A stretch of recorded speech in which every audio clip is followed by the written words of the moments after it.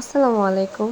আমি যে খাতাটা দেখাচ্ছি এটি হলো ক্লাস 5 এর রোল 2 আশামণি নাম নিয়ে ওর খাতা। আমাদের আউয়াল মাস্টার মডেল হাই স্কুলে একজন স্টুডেন্ট, ক্লাস 5 এ পড়ে বাচ্চা। এই বাচ্চার হাতের লেখাগুলো আপনারা শুধু একটু দেখেন, এত সুন্দর মাশাআল্লাহ, মানে কি বলবো, এত সুন্দর। কিছুদিন আগে ওদের পরীক্ষা গেল, তো ওইখানে ওদের ড্রয়িং পরীক্ষার মধ্যে ও আর্ট করছে অভিশপ্ত জুলাই।